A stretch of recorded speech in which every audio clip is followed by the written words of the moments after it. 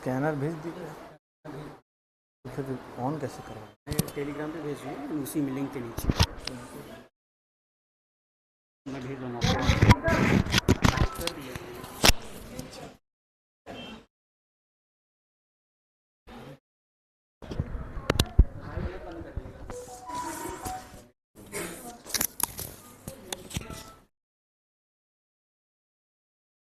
तो आज हम लोग स्टार्ट करेंगे rearrangement of sentences. Rearrangement of sentences में पहले हम लोग समझ लेते हैं कि रीअरेंजमेंट ऑफ सेंटेंसेस होता क्या है।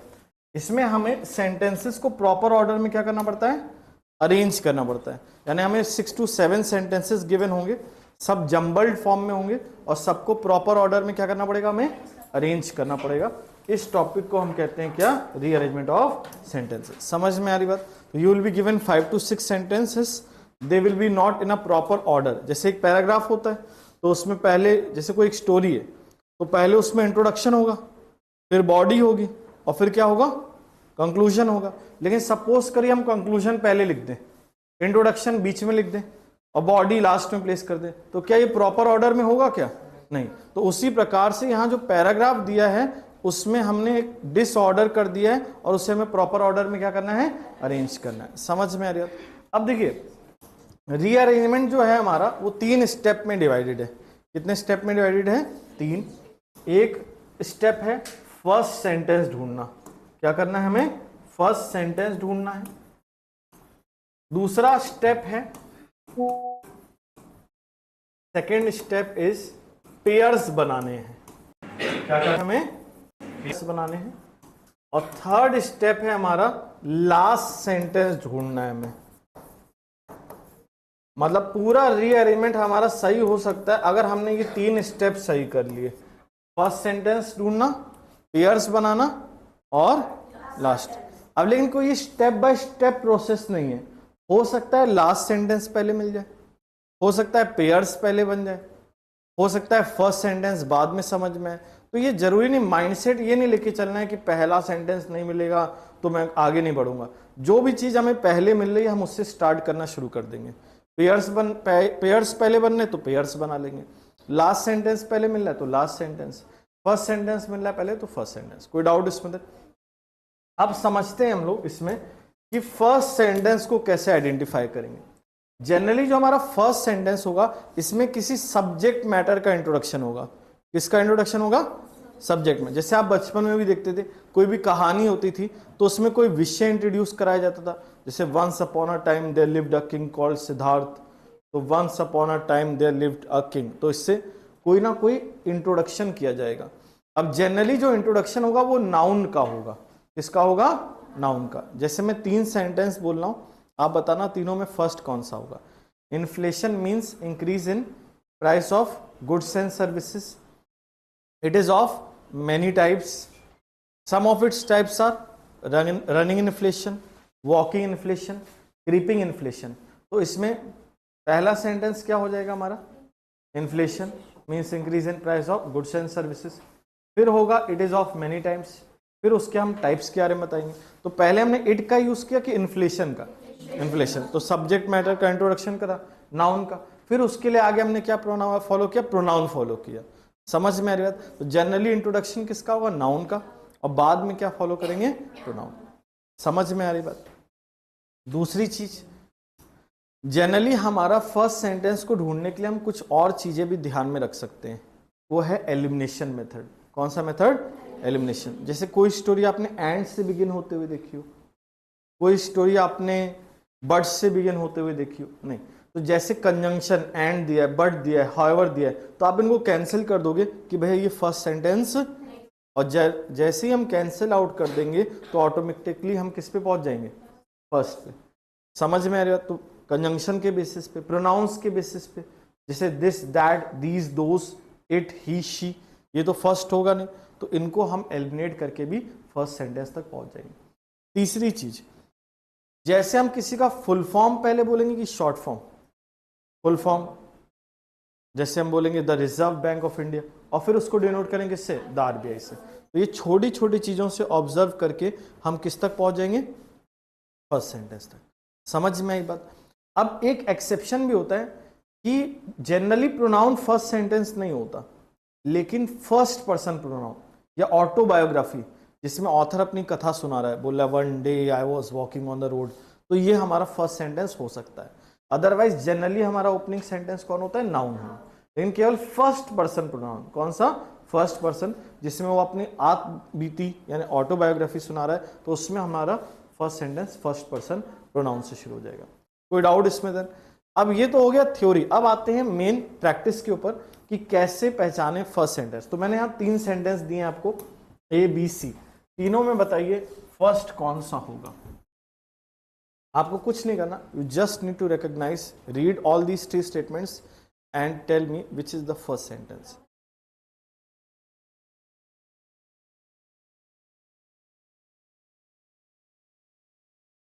आंसर होगा first sentence will be C. Raman Singh ordered, full name बोलेंगे पहले हम कि रमन सिंह ने इंक्वायरी बिठाई किसके खिलाफ, अपने प्रेडेसर मतलब जो पूर्व ऑफिस में था अजीत जोगी, उसके खिलाफ। सिंह ने जोगी के खिलाफ करप्शन का आरोप लगाया। दोनों क्या थे, एंग्री थे। तो सी डी ए, तो सी हमारा होगा ओपन। समझ में आई बात? एक और एग्जांपल देखिए। हाँ कुछ पूछना है बेटा? एक और एग्जांपल देखिए, इसमें बताइए फर्स्ट सेंटेंस क्या होगा ए बी सी में।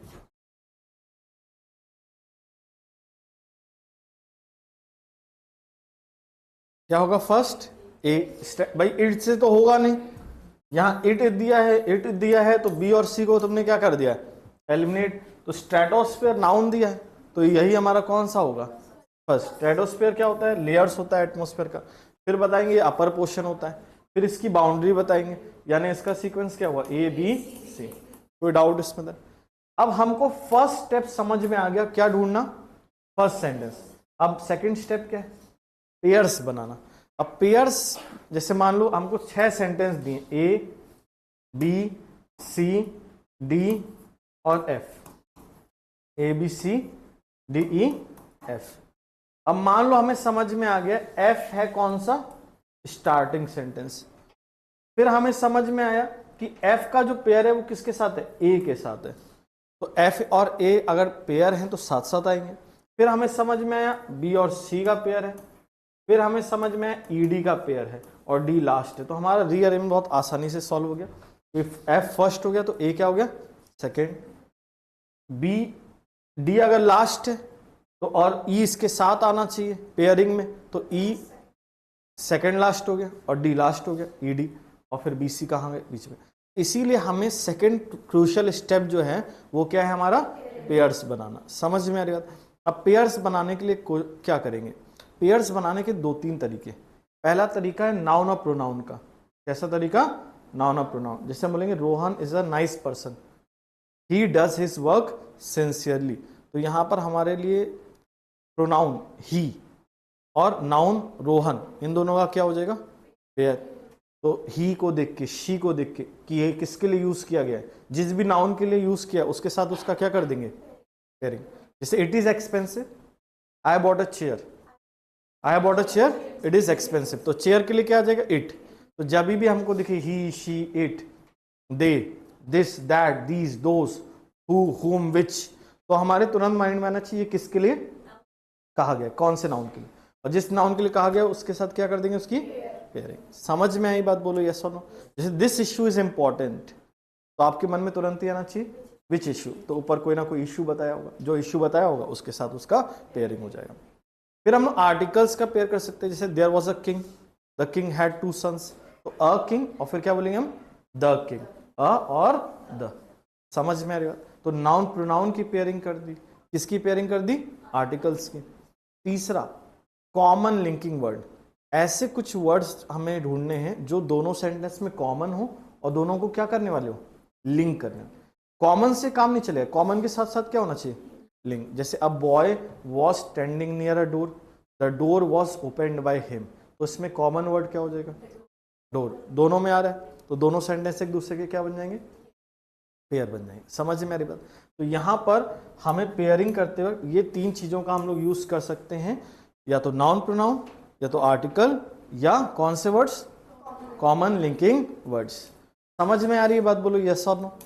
अच्छा अब एक और चीज समझ लो पेयरिंग बनाने के लिए। कि कई बार पेयर बनाने के लिए हमें ट्रांजिशन वर्ड्स हेल्प करेंगे। कौन से वर्ड्स? अभी ट्रांजिशन वर्ड्स क्या होते हैं? जो क्रोनोलॉजी बताते हैं। जो क्या बताते हैं? क्रोनोलॉजी, सीक्वेंस बताते हैं ना। जैसे मान लो फर्स्टली, सेकेंडली, थर्डली, तो पहले क्या आएगा, फिर क्या आएगा, फिर क्या आएगा। जैसे दो सेंटेंस बोलना, बताना दोनों में पहला कौन सा होगा। I am also going to New Zealand, I am going to Australia, I am going to Australia, I am also going to New Zealand. इसमें ट्रांजिशन वर्ड क्या था? ऑल्सो। ये सीक्वेंस में हमें हेल्प कर रहा है। तो इस प्रकार के words again, also, as well as, besides, furthermore, in addition to, likewise, moreover, for example, similarly, ये सब हमें किस में हेल्प करेंगे? ट्रांजिशन मतलब सीक्वेंस बताने में। अब इनको हमें रटना नहीं है, इनको हमें क्या कर लेना है? रीड कर लेना है। तो घर में हम इन वर्ड को क्या कर लेंगे? रीड कर लेंगे। क्लियर भाई? रट थोड़ी नहीं पाओगे कि कौन ट्रांजिशन वर्ड की डेफिनेशन, थ्योरी थोड़ी नहीं, उसको प्रैक्टिस में यूज करना आना चाहिए। समझ में आ रही बात? बोलो यस और नो। ट्रांजिशन वर्ड के बाद हमारा आता है क्रोनोलॉजी बताने वाले वर्ड्स। कौन से वर्ड? क्रोनोलॉजी। क्रोनोलॉजी जैसे होता है हमारा, नॉर्मली क्रोनोलॉजी कैसी होती है? पास्ट, प्रेजेंट और मतलब टाइम के बेसिस पे क्रोनोलॉजी डिसाइड करनी होती है। तो पहले क्या आता है? पास्ट, फिर क्या आता है? प्रेजेंट, और फिर क्या आता है? फ्यूचर। समझ में आ रही बात? बोलो। अब यहां पर मैंने आपको 3 सेंटेंस दिए इसी बेसिस पे। अच्छा, ट्रांजिशन वाले पे एक क्वेश्चन हमें करना था, चलो कहाँ गया ये वाला। चलो हाँ, पहले इसको देख लो, फिर पास्ट, प्रेजेंट, फ्यूचर को। तो ट्रांजिशन वर्ड्स जो हमने जैसे बताया, फर्स्टली, सेकेंडली, थर्डली, उस बेसिस पे मैंने एक क्वेश्चन दिया है। आप इसको रीड करो आराम से और बताओ क्या होगा सीक्वेंस। आराम से रीड करो, कोई दिक्कत नहीं, कोई हड़बड़ी नहीं।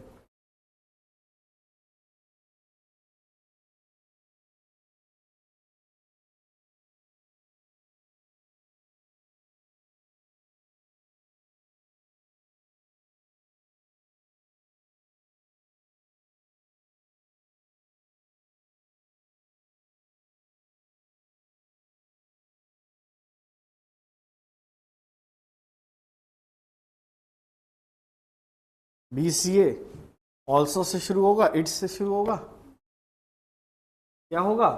ACB।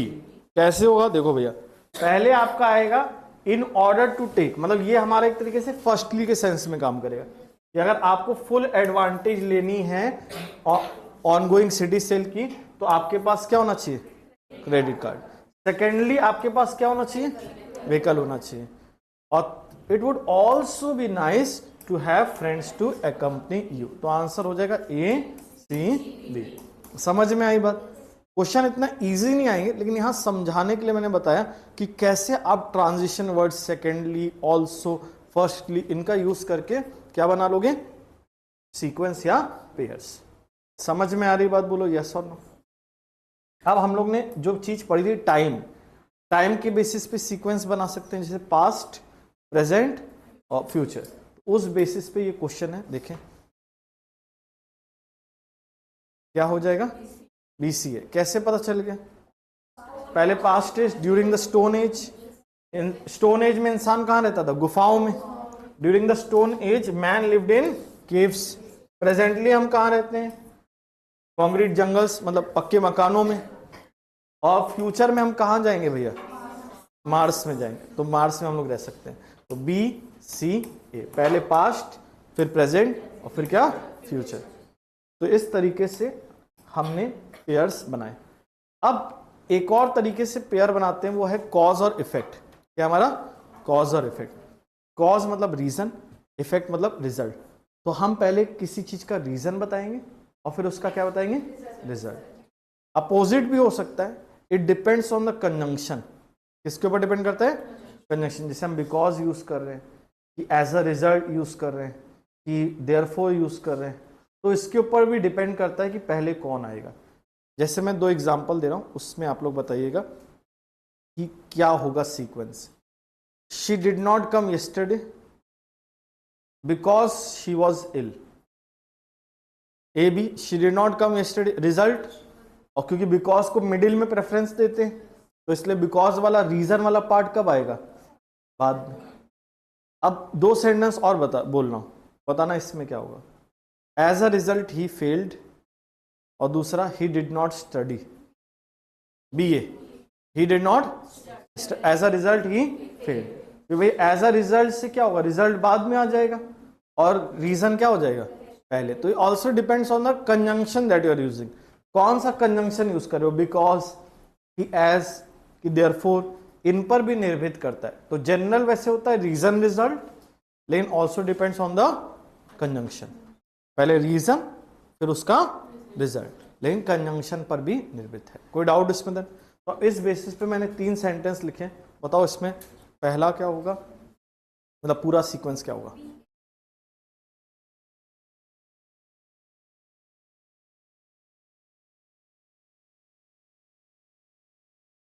BAC है ना।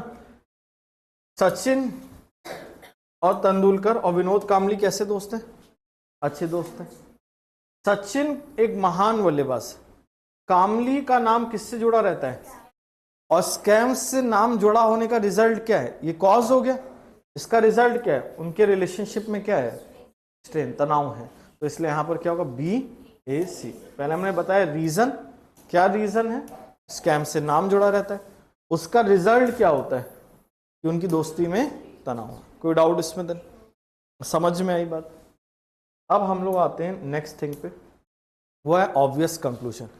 अब देखो, अगर स्टोरी में हमें कुछ पता हो ना हो पता हो, हम कंक्लूजन आसानी से पहचान लेंगे, क्योंकि कंक्लूजन जो लास्ट सेंटेंस, मतलब लास्ट सेंटेंस आसानी से पहचान लेंगे कहानी में। कैसे?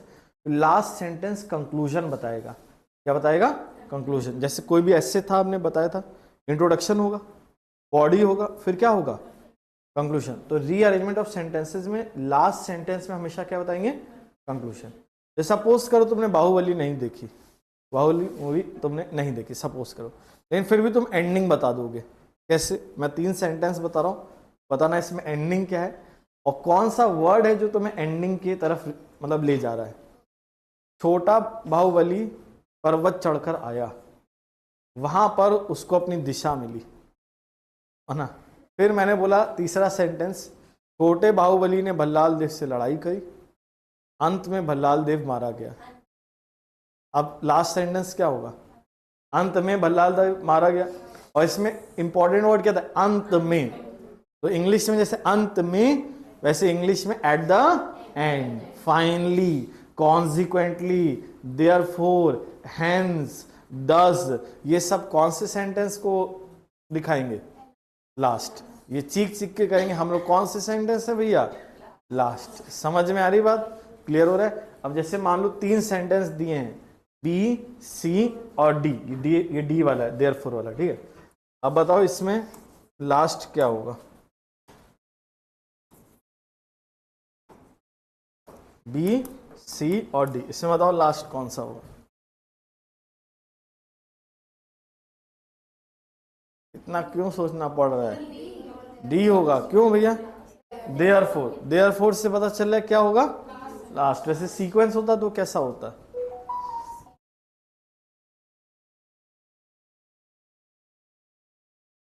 CBD। ज्ञान हमेशा किसके साथ चलता है, अज्ञान के साथ। Knowledge always goes hand in hand with ignorance. जहां ज्ञान है वहां अज्ञान है। हमारी थिंकिंग किससे जन्म लेती है, और हमेशा हमारी नॉलेज कैसी होती है, लिमिटेड। और इस प्रकार से हम कह सकते हैं हमारी जो थिंकिंग है वो किससे जन्म लेती है, नॉलेज से, जो कि लिमिटेड होती है हर सर्कमस्टेंसेज में। भाई नॉलेज सारी चीज़ों की तो होती नहीं है। इस प्रकार से हम कह सकते हैं कि हमें किसी चीज़ की पूर्ण जानकारी नहीं होती। We do not have complete knowledge about anything. कोई डाउट इसमें है?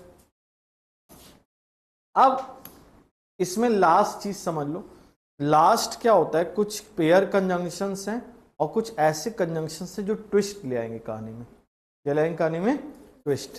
पहले पेयर कंजंक्शन समझाता हूँ, फिर कहानी में ट्विस्ट लाने वाले कंजंक्शंस की बात करते हैं।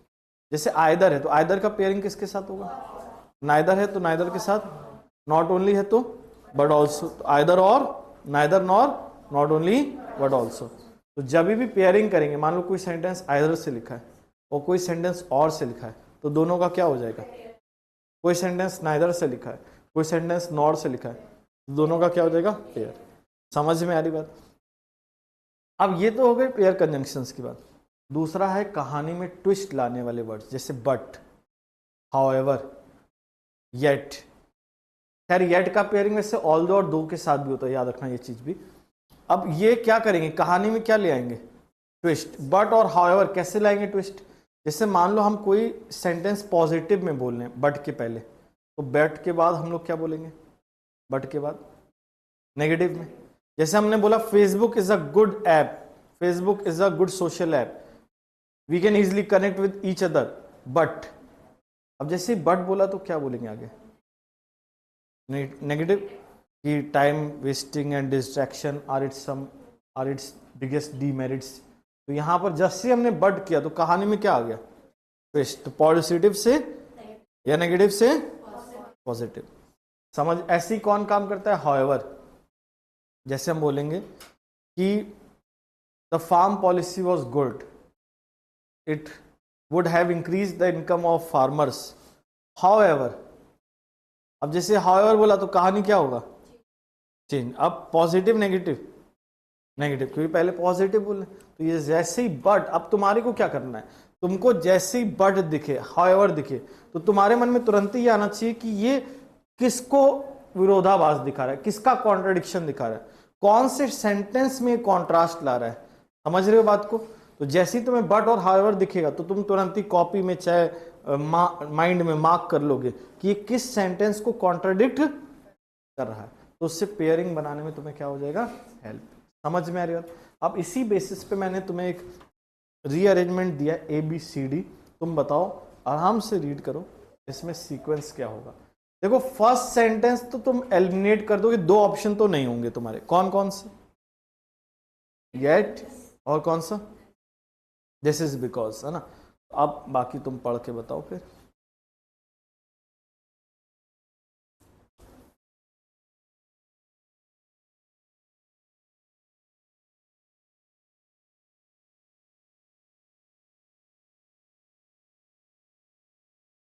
BCAD, तो एक आंसर हमारे सामने आया है BCAD। सबका यही है कि कोई इससे हट के जाना चाहेगा।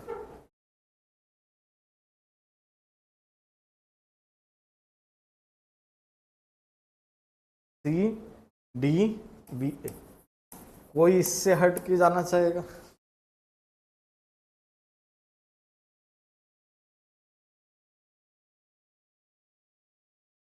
सब इसी के साथ जाना चाहेंगे, नहीं दो ऑप्शंस में से एक के साथ। BCAD तो लिखा ही हुआ है।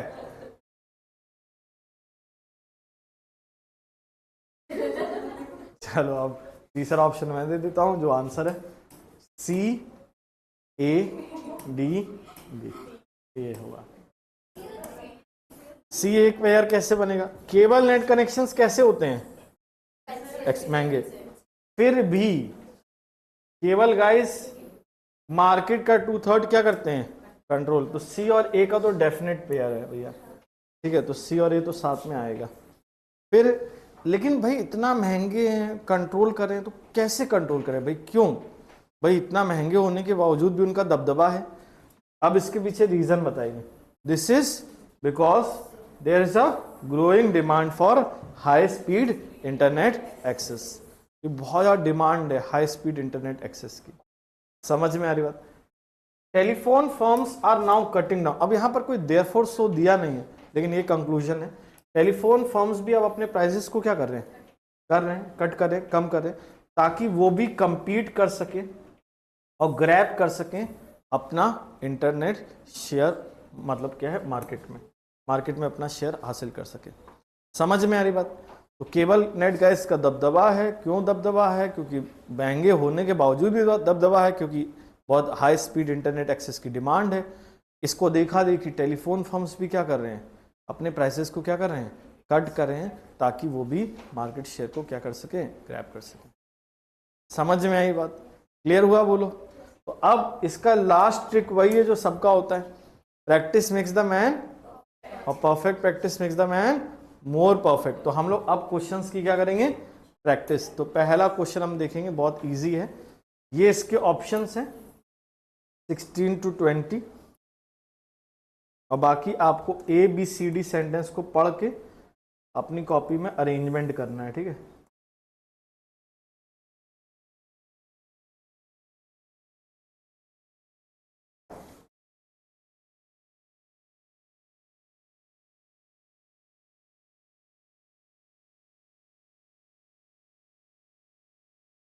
आराम से सॉल्व करो, कोई दिक्कत नहीं। Take your time, 3 minutes are there. अब 3 मिनट में इसको सॉल्व कर लो आराम से।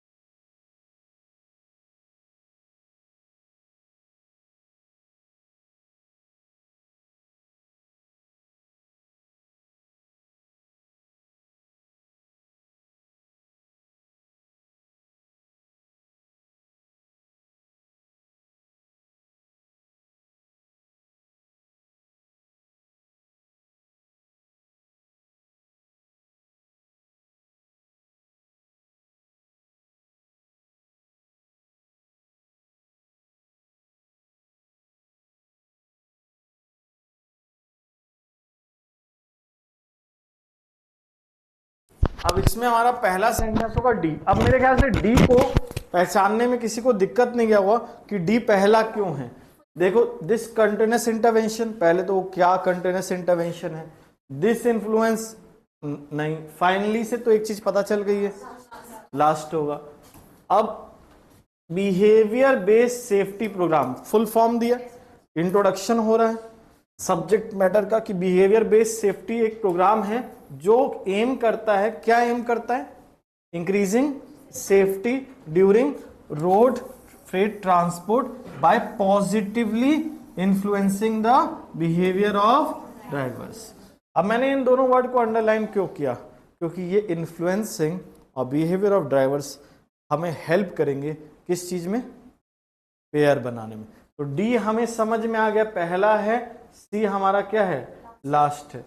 अब हमें मेन समस्या है आगे की कहानी की। तो आगे क्या मार्क किए तुम लोग, क्या मार्क किए, डी।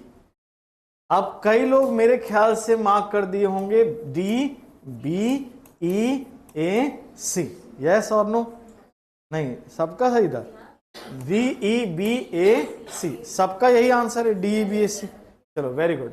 अब देखो यहां पर ये इन्फ्लुएंसिंग वाला वर्ड तुम्हें कंफ्यूज कर सकता था, क्योंकि तुमने जब देखा इन्फ्लुएंसिंग, इधर भी क्या लिखा है इन्फ्लुएंस, और तुमने क्या सोचा डी और बी का क्या हो जाएगा, पेयर हो जाएगा, लेकिन ऐसा नहीं होगा।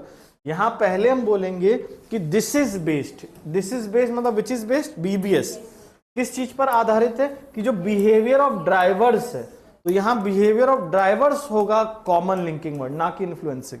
बिहेवियर ऑफ ड्राइवर्स को हम लोग इन्फ्लुएंस कर सकते हैं किसके थ्रू, ऑब्जर्वेशन, कोचिंग और कम्युनिकेशन।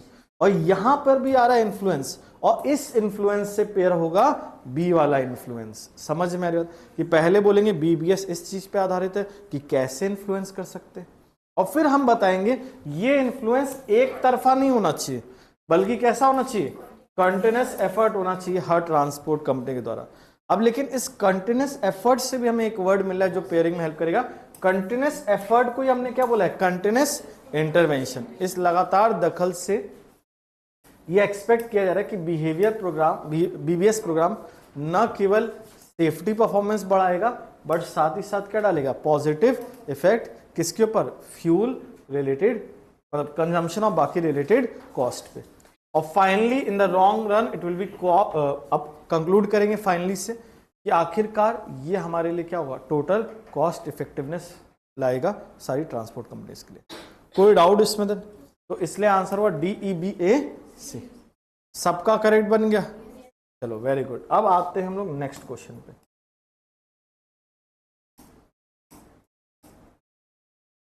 अब इसको सॉल्व करो।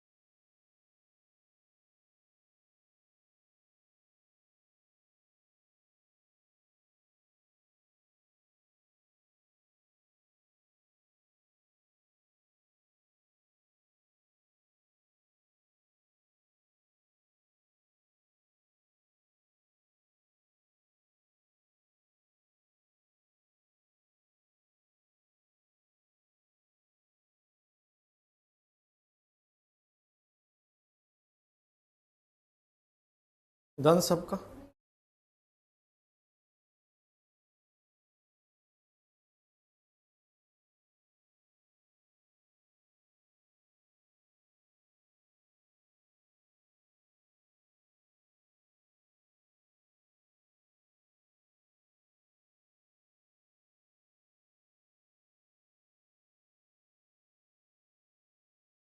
बढ़ा जाए आगे, देखा जाए।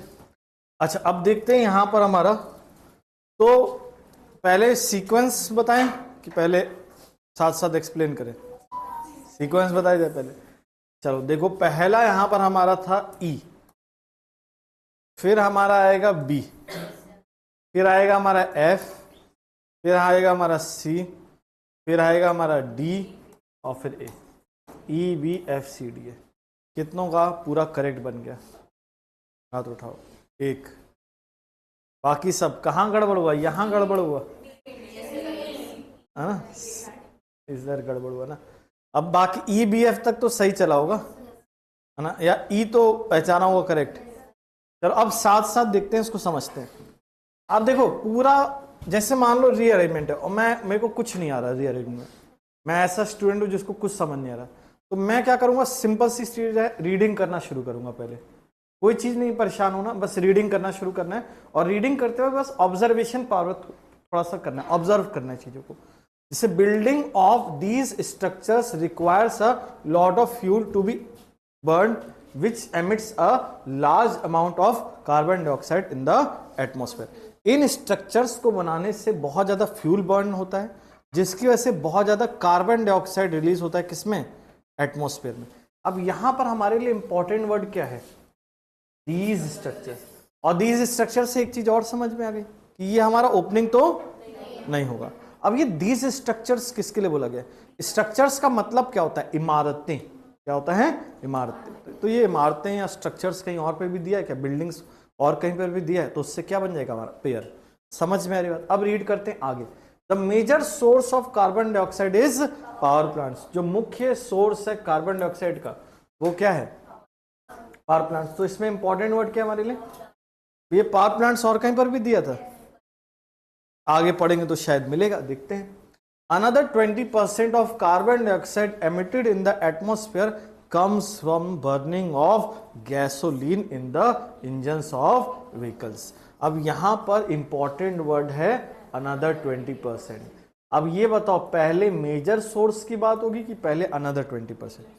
Major source. तो हमें थोड़ा क्रोनोलॉजी समझने में ये ट्रांजिशन वर्ड ने हेल्प कर दिया। अब यहां पर लेकिन ये इतना ही नहीं इंपॉर्टेंट, आगे भी इंपॉर्टेंट है।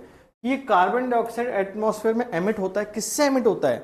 Burning of gasoline in the engines of vehicles. ये in the engines of vehicles कहीं और पे भी लिखा है क्या? तो उससे पेयरिंग होगी। अब आता है नेक्स्ट। अब थोड़ा सा आइडिया मिलना शुरू हो जाएगा। Buildings both commercial and residential represent a large source of global warming pollution than the said cars and trucks.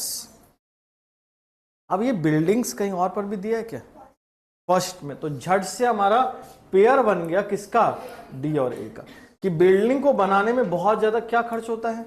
बहुत ज्यादा ग्लोबल वार्मिंग पॉल्यूशन होता है as compare to the said cars and trucks. और फिर हमने बिल्डिंग वाले point को और ज्यादा आगे मतलब एलोबरेट किया कि इन स्ट्रक्चर्स को बनाने में बहुत ज्यादा क्या होता है? फ्यूल खर्च होता है, जिसकी वजह से बहुत ज्यादा कार्बन डाइऑक्साइड एटमॉस्फेयर में क्या होता है? रिलीज होता है। डी और ए तो हमें समझ में आ गया पेयर कैसे हुआ, लेकिन अभी इसमें कहानी पूरी नहीं है, एक चीज और है। Then the said cars and trucks. अब ये कार्स और ट्रक्स के बारे में कहाँ है? कहीं कहा तो है नहीं कार्स और ट्रक्स के बारे में, कि कहीं कहा है? बोले बिल्डिंग से ज्यादा पोल्यूशन होता है as compare to cars and trucks. तो कार्स एंड ट्रक्स के बारे में हमने कहीं बात करी है? कहां बात करी है? सी में। कि बाकी 20% जो पोल्यूशन होता है वो किससे होता है? Engines of vehicles. लेकिन इंजन्स ऑफ व्हीकल्स के कंपैरिजन में कौन ज्यादा पोल्यूशन करता है? बिल्डिंग्स। कौन ज्यादा पोल्यूशन करता है? बिल्डिंग्स। मतलब 20% किससे होता है हमारा? व्हीकल से होता है। लेकिन इसकी तुलना में किससे ज्यादा होता है? बिल्डिंग से ज्यादा होता है। तो यहां पर हमारा सी डी ए। समझ में आई बात? क्यों सी डी ए गया?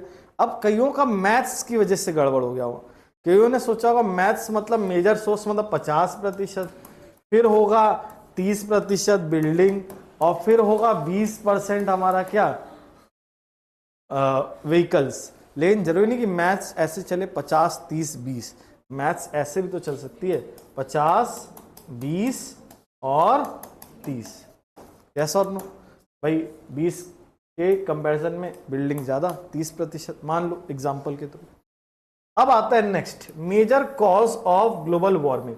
अब ये क्लियर था कि CDA के पहले आएगा हमारा कौन सा वाला, sorry, the major cause of global warming is the emission of greenhouse gases like carbon dioxide. अब पूरे पैराग्राफ में अगर आप देखो तो दो चीजों की बात हो रही है, एक हो रही है ग्लोबल वार्मिंग और दूसरा हो रहा है कार्बन डाइऑक्साइड का एमिशन। मेन इशू या लार्जर इशू कौन है, ग्लोबल वार्मिंग कि कार्बन डाइऑक्साइड का एमिशन? ग्लोबल वार्मिंग, क्योंकि उसी का तो पार्ट कौन होगा, CO2 का एमिशन, कार्बन डाइऑक्साइड का एमिशन। यस और नो? तो इसलिए हमारा ये होगा ई ओपनिंग वाला। कईयों को डाउट गया होगा सर ये ओपनिंग नहीं हो सकता था बी? नहीं, क्योंकि पहले तो बात करें ग्लोबल वार्मिंग के पीछे काफी गैसेस का हाथ है, जैसे emission of green house gases like carbon dioxide, और फिर हम पूरा पैराग्राफ किसके ऊपर चलाएंगे, कार्बन डाइऑक्साइड के एमिशन के ऊपर। तो हमारा ई वाला क्या होना था भैया, ओपनिंग। समझ में आ रही बात, ई वाला ओपनिंग। अब आता है नेक्स्ट, दीज पावर प्लांट्स और क्या the major source of power plants. तो ये दोनों एक दूसरे के क्या हो जाएंगे, पेयर। और बी और एफ वाला पेयर CDA के पेयर से कहां आएगा, पहले, ये मेजर सोर्स, फिर 20% और फिर बाकी किससे आता है, बिल्डिंग से। तो इसीलिए EBFCDA हुआ। समझ में आया, मजा आई और मजा दिलाते हैं है ना, रीअरेंजमेंट में काफी मजा आती, काफी कितने लोग यार पूरा सही बना था EBFCDA वाला, ऑर्डर सही। तो अब समझ में आ रहा है मैं क्यों कह रहा था ये इंग्लिश का पजल है ना। आप लोग हल्के में ले रहे थे, अब ये वाला क्वेश्चन करिए।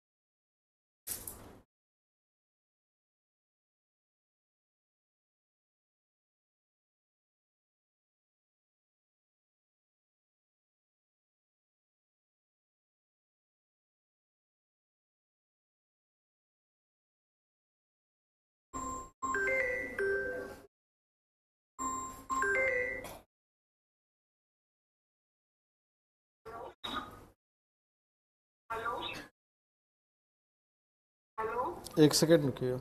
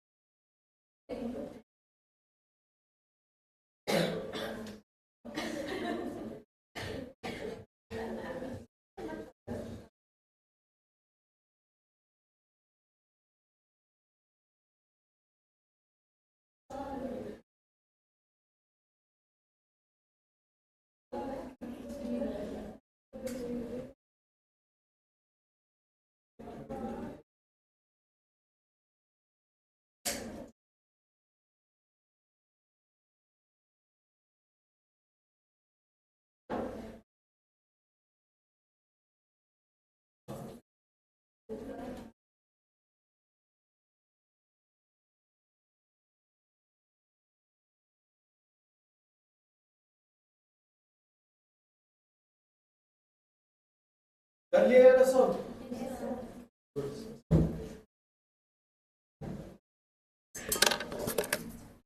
अब इसका सीक्वेंस क्या होगा? पहले आएगा हमारा क्या, D. Virtual reality was an unfamiliar concept to many people till the early 90s, D आएगा। फिर क्या आएगा आपका, B. Today, even those who have little knowledge about the production of virtual reality are now most likely aware of its use in video games.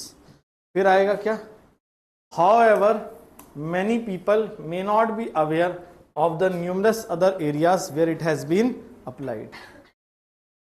उसके बाद क्या आएगा, for example, astronaut trainees have recently used virtual reality to simulate a trip to space.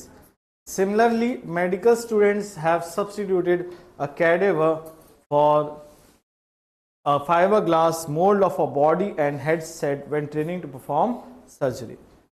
Or last, introducing virtual reality to the real world thus has already proven to be beneficial for every industry it encounters.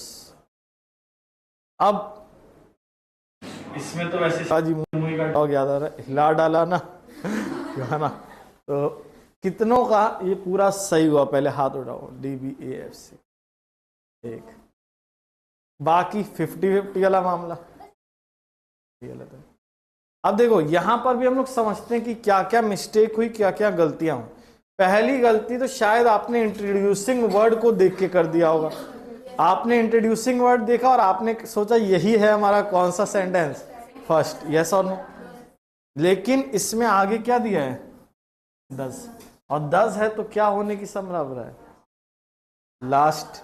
और दूसरा चीज ये भी तो देखो, it लिखा है ना भैया, तो इट के पहले तो उस चीज का नाम बताओगे ना जो वर्चुअल रियलिटी के बारे में। और तीसरी चीज 10 है भैया, तो 10 हमारा कहाँ हो सकता है, पहला। 10 से तो क्या होना है, लास्ट। ये कंक्लूजन होगा ना कि इस प्रकार से वर्चुअल रियलिटी को लाने से हमारे को फायदा हुआ है जिस भी इंडस्ट्री में इसका इस्तेमाल हुआ है। तो पहले तो बताओगे ना किस किस इंडस्ट्री में यूज हुआ है, और फिर कंक्लूड करोगे ना कि जिस भी इंडस्ट्री में यूज किया है वहां पर हमें इसका क्या मिला है, इससे हमें फायदा मिला है। तो ई वाला हमारा कौन सा होता भैया, लास्ट। अब देखो ए हमारा ओपनिंग होगा नहीं, एफ हमारा ओपनिंग हो नहीं सकता, सी हो नहीं सकता, बी और डी को जब आपने पढ़ा तो पहले प्रेजेंट की पहले पास्ट, पहले पास्ट। तो वर्चुअल रियलिटी को कोई नहीं जानता था कब तक, अर्ली 90s, तो पहला होगा डी। फिर होगा क्या, टुडे, आज। आज जो लोग बहुत कम जानते हैं वो जानते हैं कि इसका यूज किस में होता है, वीडियो गेम्स में। तो जो अवेयर हैं वो ये अवेयर हैं कि इसका इस्तेमाल किस में होता है, वीडियो गेम्स में। समझ में आ रही बात? तो यानी डी के बाद कौन आएगा, डी। समझ में आई इतनी बात? लेकिन यहां पर कहानी में थोड़ा सा एक हेल्प मिलेगा, वो मिलेगा कॉमन वर्ड का, जो कि है अवेयर। और कहीं पे भी दिया अवेयर, कहां दिया, फर्स्ट में। कि हालांकि लोगों को ये नहीं पता कि इसका और भी जगह इस्तेमाल किया जाता है। लोगों को ये तो पता है इसका इस्तेमाल वीडियो गेम्स में होता है, लेकिन लोगों को ये नहीं पता कि इसका और भी जगह इस्तेमाल किया जाता है। तो हाउएवर किसको कॉन्ट्राडिक्ट करेगा? इस बी वाले सेंटेंस को। समझ में आई बात? बोलो यस और नो। तो डी बी, उसके बाद क्या आएगा? ए। अब हम लोग न्यूमरस अदर एरियाज के क्या देंगे? एग्जाम्पल्स। Very good. तो कौन सा एग्जाम्पल देंगे? पहला एफ।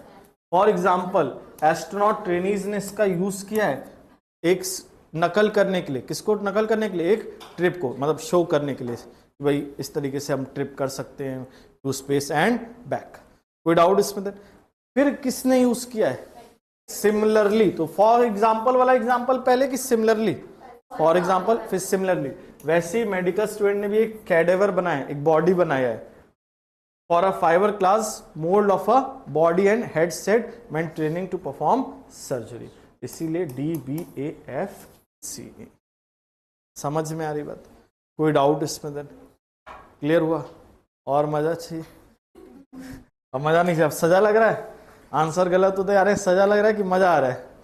इसमें रीअरेंजमेंट में आंसर गलत ही होंगे। अब आप कहेंगे सर ये तो आप बदुआ दे रहे। बदुआ नहीं, मैं क्या बता रहा हूं आपको? फैक्ट। कि देखो रीअरेंजमेंट ऐसा टॉपिक है विच रिक्वायर्स इंटेंस प्रैक्टिस।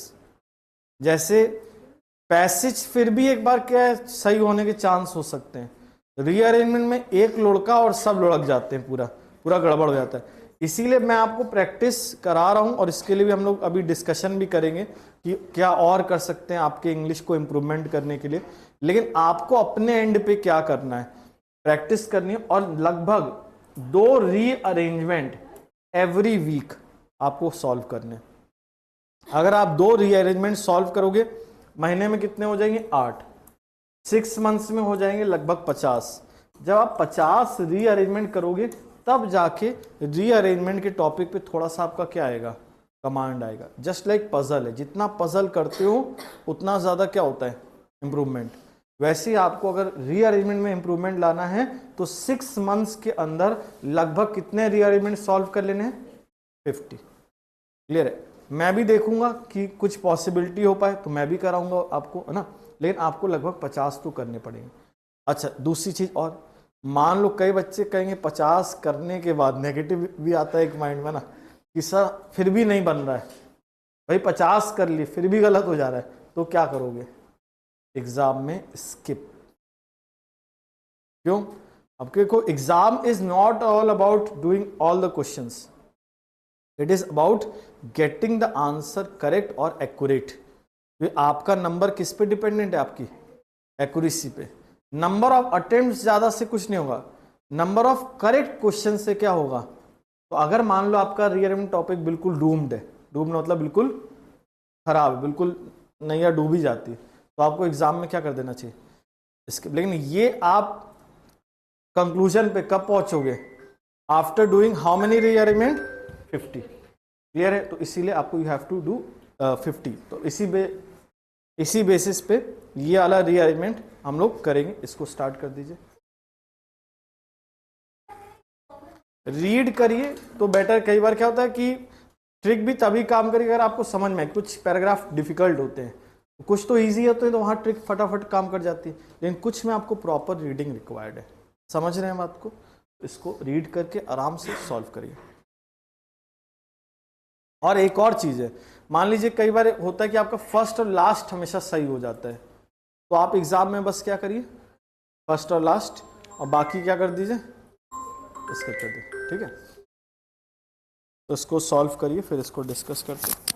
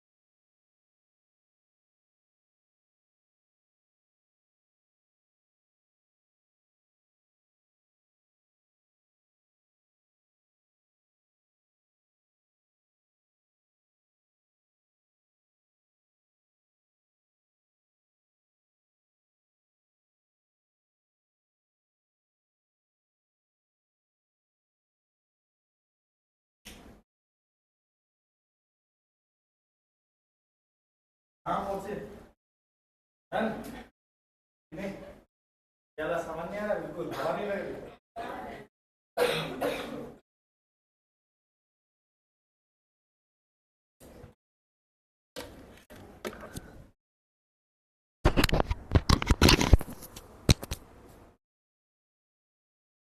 डर के आगे जीत है माउंटेन ड्यू डरिए नहीं करिए ये मेंस लेवल का है मेंस देना है ना पीओ का तो सर प्री पहले हो जाए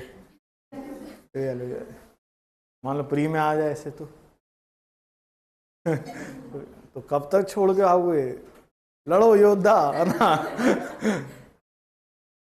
हो गया है बाकी सबका डन नहीं हुआ चलो ले लो 2 मिनट और ले लो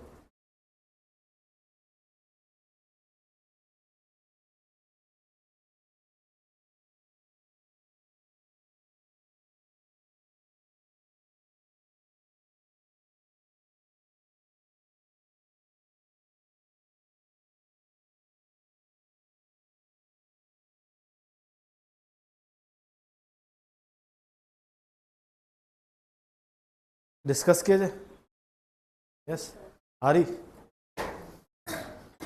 अब देखो पहले सीक्वेंस ठीक है चलो देखो और एक सेंटेंस कैसे गलत हो जाएगा तुम्हारा ये पहले ही हम बता दे रहे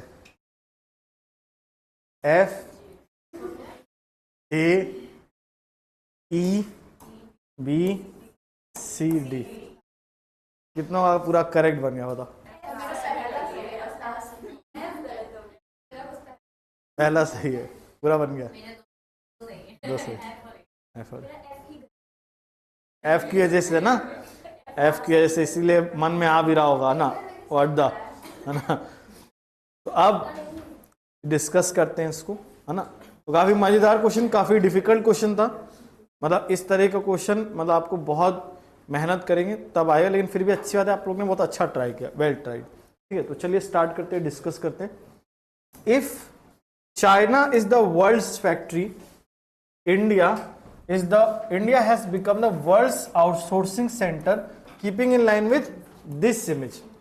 अगर चाइना वर्ल्ड की क्या है फैक्ट्री है चाइना वर्ल्ड की फैक्ट्री मतलब अगर चाइना मैन्युफैक्चरिंग में आगे तो भारत किस में आगे हो गया आउटसोर्सिंग ये आउटसोर्सिंग वर्ड कहीं और पे भी दिया है क्या पेयरिंग में हेल्प करेगा तो आउटसोर्सिंग को हमने अंडरलाइन कर दिया keeping in line with this image which image this image अब ये दिस इमेज भी हमें हेल्प करेगा कैसे हेल्प करेगा देखते हैं अब आते हैं बी में but India's future depends crucially on its ability to compete fully in the creative economy not just in tech and software तो बट से क्या पता चलता है ये कॉन्ट्राडिक्ट करेगा और कौन से सेंटेंस को कॉन्ट्राडिक्ट करेगा जिसमें भारत को किसमें आगे बताया होगा टेक एंड सॉफ्टवेयर में क्योंकि सेंटेंस क्या कह रहा है टेक एंड सॉफ्टवेयर में अच्छा होने से कुछ नहीं होगा किसमें अच्छा करना पड़ेगा क्रिएटिव इकोनॉमी में सेंटेंस क्या कह रहा है किसमें अच्छा करना पड़ेगा क्रिएटिव इकोनॉमी में टेक एंड सॉफ्टवेयर में अच्छा होने से कुछ नहीं होगा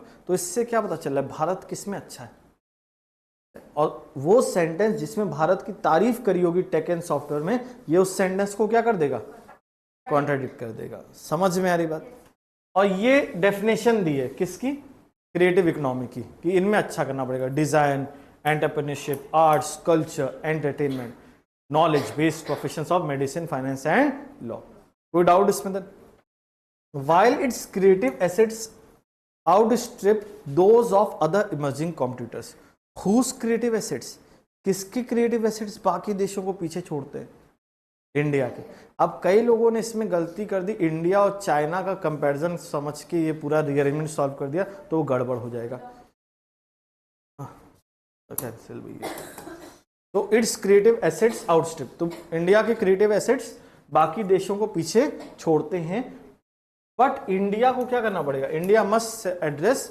several challenges to increase its international competitiveness as the world is in the midst of a sweeping transformation world एक मध्य में किस मध्य में एक रैपिड ट्रांसफॉर्मेशन स्वीपिंग यहां पर मतलब क्या है रैपिड समझ में आ रही बात अब ये ट्रांसफॉर्मेशन कहीं और पे भी दिया है क्या आगे दिया है, this transformation is evident in the fact that the world is moving from an industrial economy to a creative economy that generates wealth, जो वेल्थ पैदा करती है, धन दौलत पैदा करती है।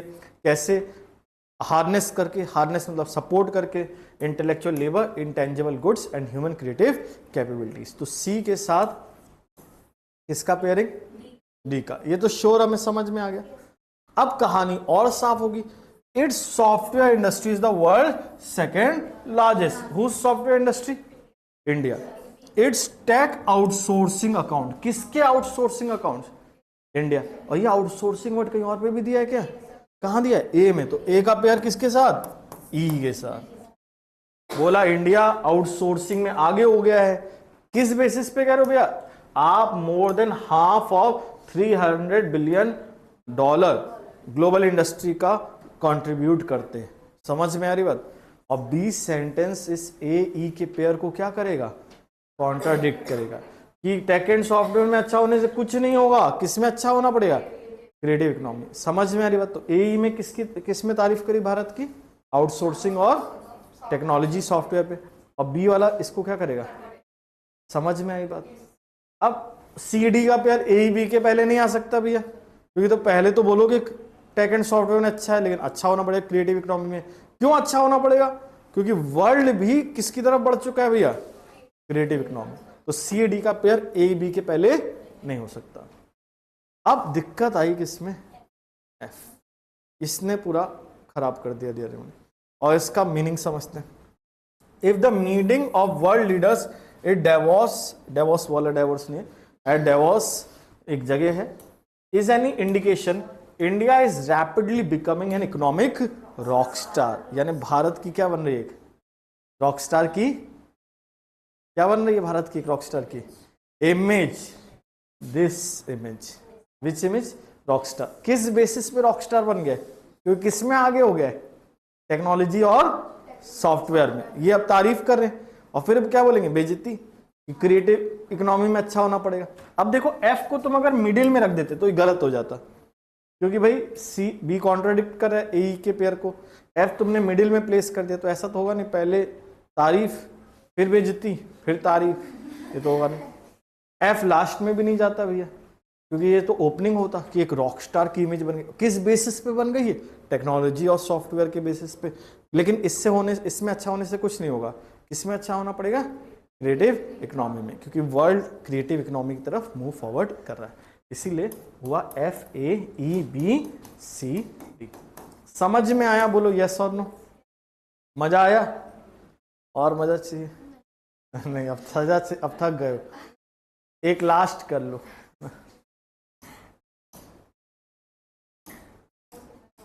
नहीं, नो सिग्नल नहीं होगा। अच्छा है ये थैंक यू के पहले एक स्लाइड है। ये देखो, ये वाला है क्रिएटिव इकोनॉमी। ये नहीं, हमको नहीं बनाओ। ये वाला लास्ट कर लो बस, फिर खत्म, फिर रीअरेंजमेंट। फिर इसको हम लोग कुछ स्ट्रैटेजी डिस्कस करेंगे इंप्रूव करने के लिए और ज़्यादा ना। चलो इसको पढ़ो, लास्ट सॉल्व करने की कोशिश करो, ट्राई करो।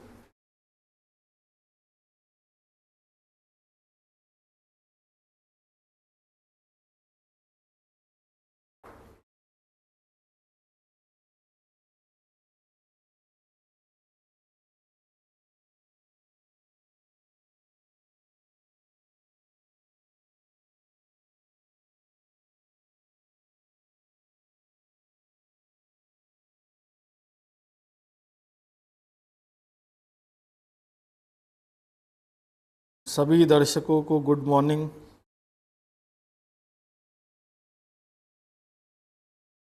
वीके गोस्वामी जी, आर्यन, कोमल, श्रेया।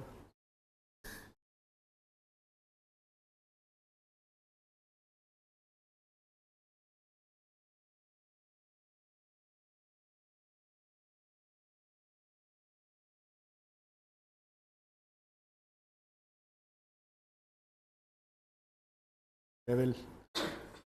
डेविल के नाम से मुझे पता नहीं वो बार बार हमेशा किक का गाना क्यों याद आ जाता है। मुझे यार नाम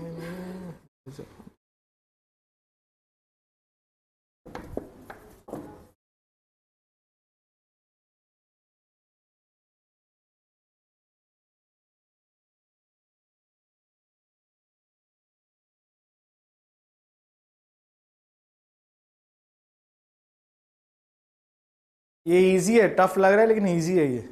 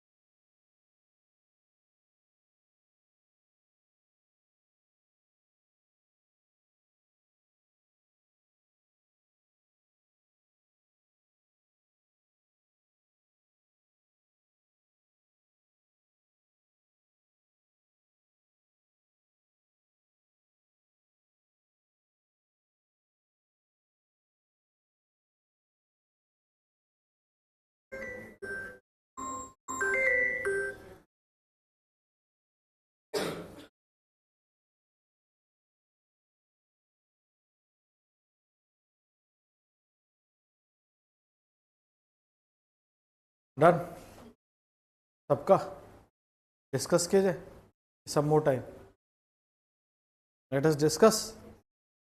तो सीक्वेंस है ना, इसमें भी एफ ने एफ कर दिया, नहीं एफ ने एफ सही कर दिया, एफ फिर क्या आएगा ए, नहीं ए नहीं आएगा, गलत, एफ सी ए ई डी बी, कितनों का पूरा करेक्ट बन गया, एफ सी ए ई डी बी, कितनों का पूरा सही बना, हाथ उठाओ, 1 2,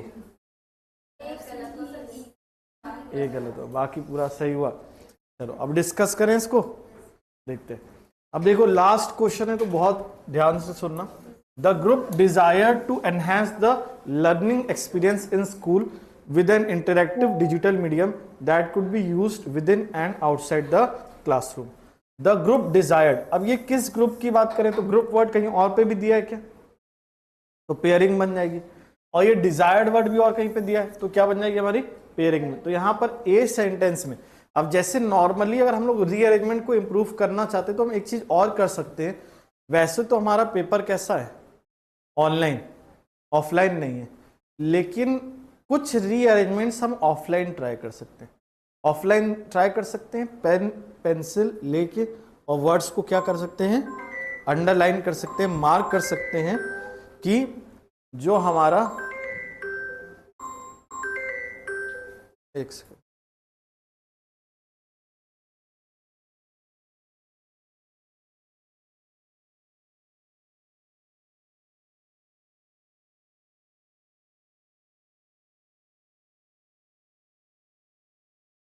हाँ देखिए अब हम लोग क्या इंप्रूव कर सकते हैं, कैसे, अंडरलाइन करके, ये अंडरलाइन किया, पेयर बनाए, क्योंकि जब हम ऑनलाइन में करते हैं तो हमारे पास सर्कल करने का ऑप्शन नहीं होता, मार्क करने का ऑप्शन नहीं होता, माइंड में मार्क कर सकते हैं, कॉपी में लिख सकते हैं।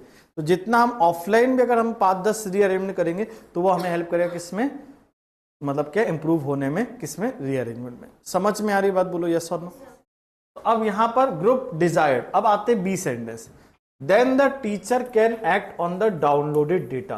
तो देन मतलब तब, किसी चीज के बाद, तो ये ट्रांजिशन वाला वर्ड, क्रोनोलॉजी वाला वर्ड क्या बता रहा है, किसी सेंटेंस के बाद इसको प्लेस करना है। Then the teacher can act on the downloaded data, ये डाउनलोडेड और कहीं पर भी दिया है क्या, तो उससे हमें पेयरिंग में हेल्प होगा कि अब तब उसके बाद टीचर किस पे काम कर सकते हैं, डाउनलोडेड डेटा पे, rather than collect it from each and every student and thereby save time and effort। कोई डाउट इसमें दे? अब आता है सी, अब यहां से थोड़ी कहानी क्लियर हुई। Editor decided the group of engineers, अब ये ग्रुप वर्ड और कहां दिया था, ए में, तो किसका पेयरिंग हो जाएगा? अब उल्टा पेयरिंग मत करना, पहले क्या करना, सी फिर ए। पहले तो ग्रुप बनेगा ना, एडिटर ने डिसाइड किया ग्रुप ऑफ इंजीनियर्स को, और फिर उस ग्रुप की इच्छा थी ये बोलोगे, है ना? तो इसलिए पहले सी फिर ए। ऑल एल्यूमनी, एल्यूमनी मतलब क्या होता है? भूतपूर्व पुराने स्टूडेंट, मतलब एक्स स्टूडेंट यानी भूतपूर्व छात्र, फॉर्मर स्टूडेंट्स। जब उन्होंने स्थापना करी एडिटर टेक्नोलॉजीज की अगस्त 2009 में sorry, they can even take test and submit them. कौन टेस्ट दे सकते हैं और सबमिट कर सकते हैं? बच्चे। भाई बच्चे टेस्ट देंगे और उसको क्या करेंगे? सबमिट करेंगे digitally using the same tablet. तो पहले तो टैबलेट का आविष्कार होगा तभी तो फिर टेस्ट दे पाएंगे। And the teachers in turn can download the test. अब हमें ये सी ए का पेयर बन गया और किसका पेयर बन गया? डीबी का। अब कहिए डीबी का बनेगा कि बीडी का? पहले तो बच्चे टेस्ट देंगे, फिर टीचर उसको क्या करेंगे? डाउनलोड करेंगे, और फिर उस डाउनलोडेड डेटा पर क्या करेंगे? वर्क करेंगे। कि पहले डाउनलोडेड डेटा पर वर्क करेंगे? नहीं, पहले तो बच्चे टेस्ट देंगे, डाउनलोड करेंगे, फिर डाउनलोड डेटा पर वर्क करेंगे। तो पेयर होगा, लेकिन डीबी का होगा, बीडी का नहीं होगा, ध्यान रखना। विद देन मतलब बाद, उसके बाद, है ना? समझ में आई बात यहां तक? क्लियर? विद दिस डिजायर, इस डिजायर के साथ, विच डिजायर, कहां पर डिजायर वर्ड यूज किया है? ए में। तो ए और ई का पेयर हो जाएगा, सी ए का पेयर हो जाएगा, यानी किसका पेयर हो जाएगा? सी ए ई का। इस डिजायर के साथ उन्होंने एक सॉल्यूशन क्रिएट कर दिया जो सारी टेक्स्ट बुक को अब डिजिटाइज कर देगा, और अब स्टूडेंट को किताबें ले जाने की जरूरत नहीं है, बल्कि सब कुछ एक्सेस कर सकते हैं किस पे? टच स्क्रीन टैबलेट्स पे। तो किसका आविष्कार हो गया? Touch screen. अब उस पे वो टेस्ट देंगे और क्या करेंगे? ये सबमिट करेंगे और टीचर डाउनलोड करेगा और उस पर वर्क करेगा। समझ में आई बात? और डीबी का पेयर सीए के पहले तो हो नहीं सकता। क्यों? पहले तो टैबलेट बनेगा फिर ही तो टेस्ट दोगे ना, कि पहले टेस्ट देना शुरू कर दे फिर टैबलेट का आविष्कार हुआ, ऐसा तो सीए आएगा फिर डीबी आएगा। अब आई दिक्कत किसकी? एफ फर्स्ट में प्लेस करें, मिडिल में प्लेस करें, लास्ट में, ये समस्या आ रही थी। देखो अब एफ को पढ़ो, क्या लिखा है? A mechanic works on motors, accountant has his computer, likewise if a student has to work on a machine और device, what should it be called? उससे हम क्या कहेंगे? अब देखो, पहले हमने टैबलेट बना दिया, बच्चों को प्रोवाइड कर दिया, और फिर हम कहेंगे बच्चों के हाथ में क्या दें? कि पहले हमारे माइंड में क्वेश्चन आएगा कि मैकेनिक के पास मोटर है, अकाउंटेंट के पास कंप्यूटर है, स्टूडेंट के हाथ में क्या होना चाहिए? पहले क्वेश्चन होगा फिर डिस्कवरी होगा, कि डिस्कवरी कर दिए बाद में क्वेश्चन करोगे स्टूडेंट के हाथ में क्या दे? ऐसा तो होगा नहीं। एफ लास्ट में आ सकता है क्या? नहीं। मिडिल में भी नहीं, फिर कहाँ आएगा? एफ स्टार्टिंग में। समझ में? क्वेश्चन हुआ फिर डिस्कवरी हुआ फिर स्टूडेंट के हाथ में आया टैबलेट, टेस्ट दे रहे, मजे से एंजॉय कर रहे, कोई दिक्कत इसमें देना? अब इसी के साथ रीअरेंजमेंट ऑफ सेंटेंसेस के लिए क्या? Thank you. लेकिन टाइम तो है, काफी टाइम है, आधा घंटा है ना? थक गए हो बहुत, है ना? रीअरेंजमेंट ने थका दिया है। चलो कुछ नहीं, थोड़ा सा चलो डिस्कस कर लेते हैं इधर उधर की बातें, और फिर थोड़ा सा एडजेक्टिव का क्या दे देते हैं? इंट्रोडक्शन। अब देखो समस्या थोड़ा सा तुम्हें एक समझ में आ रही हो कि ग्रामर हमारा पोर्शन थोड़ा सा ठीक जा रहा है, लेकिन प्रैक्टिस में थोड़ा सा हमें दिक्कत जा रही है। तो देखो कई बार क्या होता है, सॉल्यूशन इंस्टेंट भी आते हैं। वैसे तो मैं सोच रहा था, पहले आप लोगों से मैंने टेलीग्राम पे डिस्कस भी किया था कि मेरा सोच ये कि मंडे और थर्सडे को तो हमारा वोकेबलरी की होती है क्लास, कितने बजे से? 10 से 11। जिनको नहीं पता है उस चीज़ को याद रखिएगा, मंडे और थर्सडे हमारी 10 से 11 बजे वोकेबलरी की क्लास रहती है।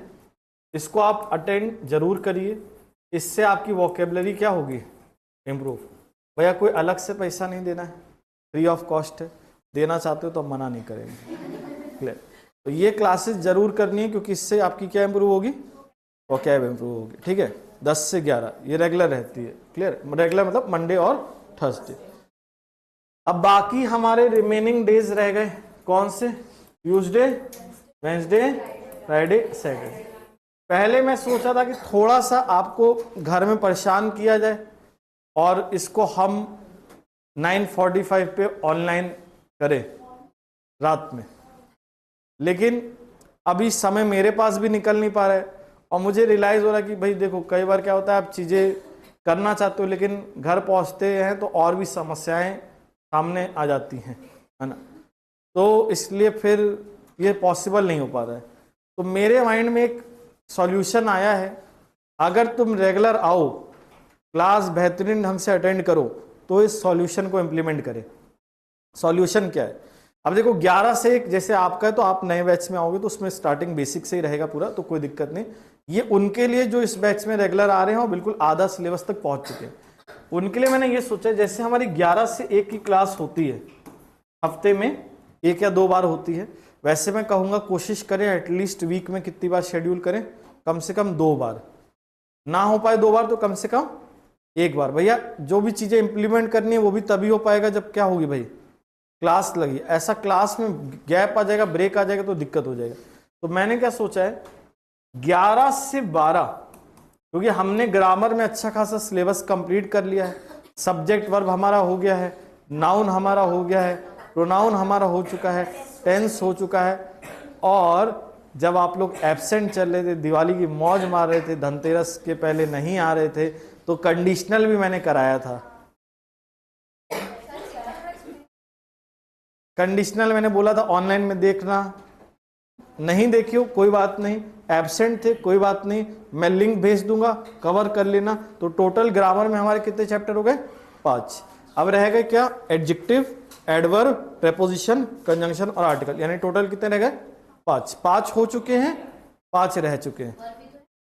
वर्ब्स वाला एसएससी में पढ़ाएंगे, वर्ब्स वाला बैंक में नहीं पढ़ाते, वो इतना बेसिक आता नहीं उसमें ना बैंक में। तो 5 या वर्ब्स देख लेंगे, करा देंगे। तो टोटल मिला के 50% सिलेबस अपना क्या हो गया, ग्रामर में कंप्लीट हो चुका है। लेकिन अब तुम्हें पता है ग्रामर के अलावा क्लोज टेस्ट भी आता है, पैसेज भी आता है, और क्या आता है? रीअरेंजमेंट में। तो अब नेक्स्ट टर्न से जो क्लासेस होंगी उसमें 11 से 1 में जो क्लास होगी, 11 से 12 हम लोग करेंगे क्या? प्रैक्टिस, और 12 से 1 हम लोग क्या करेंगे? ग्रामर। तो इससे क्या हो, ग्रामर भी चलता जाएगा और साथ ही साथ क्या होगा? प्रैक्टिस करना है कि वही A for Apple, B for ball पर थोड़ा सा लेवल बढ़ाना है। तो 11 से 12 प्रैक्टिस, 12 से 1 ग्रामर, हफ्ते में 1 या 2 बार। अब वो डेज मैं नहीं डिसाइड कर सकता, क्योंकि भाई शेड्यूल तो सर लोग बनाते हैं, तो उन्हीं के अकॉर्डिंग हमें पता चलता है भाई। तो 1 दिन पहले मैं आपको बता दूंगा, 1 दिन पहले क्या, आपको तो इंग्लिश क्लास के लिए आना ही है, बस फर्क क्या है, 11 से 12 प्रैक्टिस, 12 से 1 ग्रामर, है ना। क्योंकि ऑनलाइन जितनी प्रैक्टिस कर लो, लेकिन ऑफलाइन जब तक ना करो तो मज़ा नहीं आता है। तो ऑफलाइन करेंगे, चाहो तो ऑनलाइन भी देखेंगे, लेकिन ऑनलाइन वो एक बन नहीं पा रहा है सीक्वेंस, ठीक है। तो 2 क्लास हो गई वोकेबलरी की, 2 क्लास किसकी हो गई? प्रैक्टिस की, और 2 क्लास कर लेंगे एडिटोरियल की। लेकिन वो थोड़ा सा आपके लिए और टाइम पे होगा, आप चाहो तो उसको अटेंड करना, चाहो तो ना अटेंड करना। 5 से 7 वाला जो बैच चल रहा है हमारा, उसमें जब भी क्लास लगेगी, आप शेड्यूल देख लेना, इंग्लिश की जब भी लगेगी, तो 5 से 6 हमारा क्या होगा? एडिटोरियल। तो 2 हो गई एडिटोरियल रीडिंग की, 2 हो गई वोकैब की, और 2 हो गई हमारी किसकी? प्रैक्टिस की। तो और बाकी ग्रामर तो साथ साथ चलेगा ही, तो जिससे हमारा ओवरऑल इंग्लिश में क्या हो जाएगा? इंप्रूवमेंट। क्योंकि एक चीज को इंप्रूव करके देखिए, ग्रामर अच्छा तो लगता है पढ़ने में, भाई टेंस है और ठीक है इंपॉर्टेंट भी है, लेकिन आपको पता है रीडिंग स्किल्स और वोकेबलरी भी उतना ही क्या है? इंपॉर्टेंट। तो इसको हम लोग इम्प्लीमेंट करेंगे नेक्स्ट वीक से, है ना, जब स्टार्ट होगा तो इस चीज को इम्प्लीमेंट करने की कोशिश करेंगे, ठीक है। बाकी अब एडजेक्टिव्स हेडिंग डाल लो, 11 मिनट पढ़ लेंगे, ठीक है, थोड़ा सा इंट्रोडक्शन ले लेंगे बस। कौन सा पहले का रिवाइज करवा दे? चल